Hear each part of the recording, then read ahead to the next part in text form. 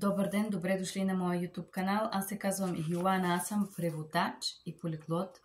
И в това видео днес ние ще обсъдим легална терминология български и английски език. В това видео аз ще ви дам термини за имиграционен съд, които аз съм учила на български и английски език, които ще ви помогнат да се подготвите за вашите дела в съда, ако ще работите като преводач. В това видео ще ви представя термини, които сигурно ако гледате до тази степен вече знаете на английски и български език, просто да ви помогна. Thank you guys for being here. In this video of today, we're gonna repass bilingual terminology, Bulgarian English for immigration court cases. In this video of today, I'm gonna repass for you Bulgarian English immigration court terminology. Let's start. Case number, номера на делото или номера на кейса. Continue preliminary hearing, продължение на предварително заседание. Motion, there is a motion to.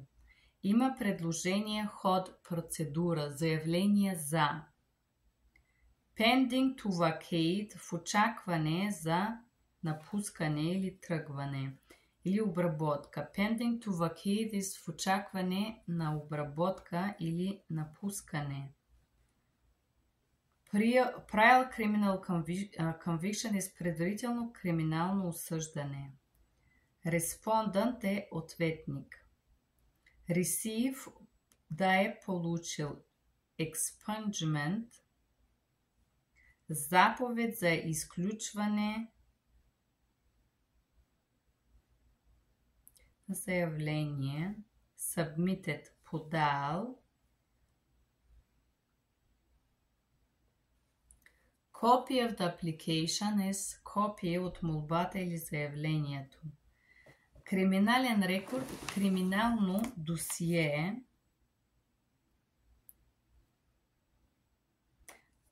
Aggravated felony, тежко престъпление.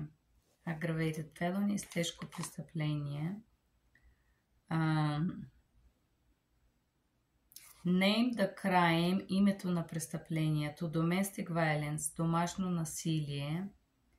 Against his ex-spouse, против бившата съпруга или жена. Expunge, изключено.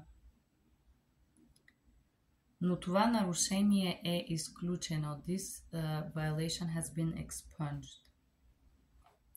Updated criminal record. Обновено криминално или актуално досие.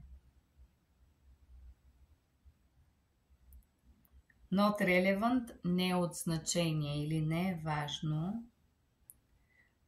Fact of the matter is факт по въпроса. Guilty plea.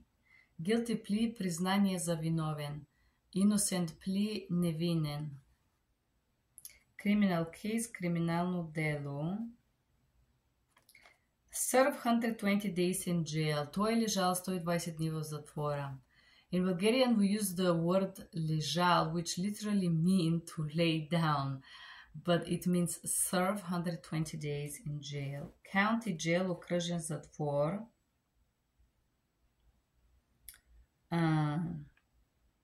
Aggravated felony е тежко престъпление. Okay. Heard, изслушване. Can I be here? Your Honor, can I be heard? Ваша чест, може ли да ме изслушате?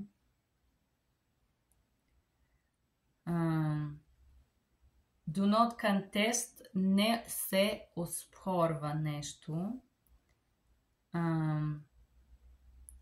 That issue is this problem, този проблем или тази ситуация. Are you eligible for relief? Вие отговаряте на условията за облекчение или вие имате право да получите облекчение. Let me see if I understand your situation. Чакай да видя дали разбирам твоята ситуация. Hold on, let me see if I understand. Момент, моля, чакайте да видя дали аз разбирам.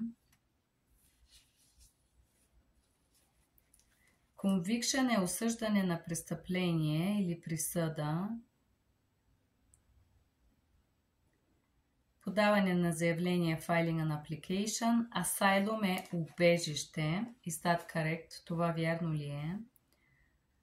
Merits hearing. Дело по заслуги.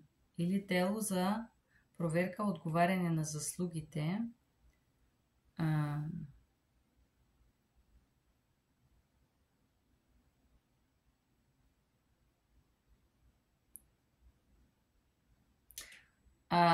За приемане на искането, order to rule or accept your request.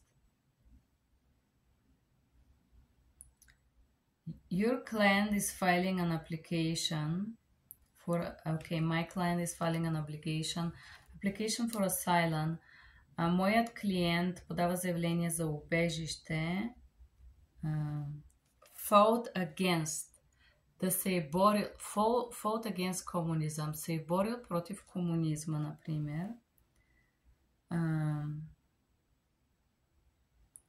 Attempt to overthrow the government. Против правителството или актуалното правителство, или порив да свали правителството. Нещо като атентат да свали правителството.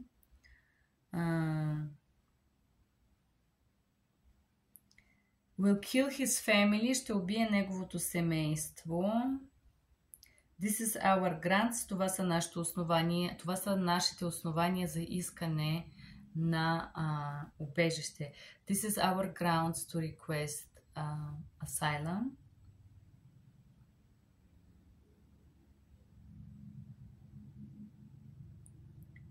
Either party, от която и да е страна. And case adjourned, това дело е обновено. Благодаря ви, че бяхте тук. Надявам се това да ви беше полезно. Аз знам, че някои от термините се повтарят, но както ние казваме в България,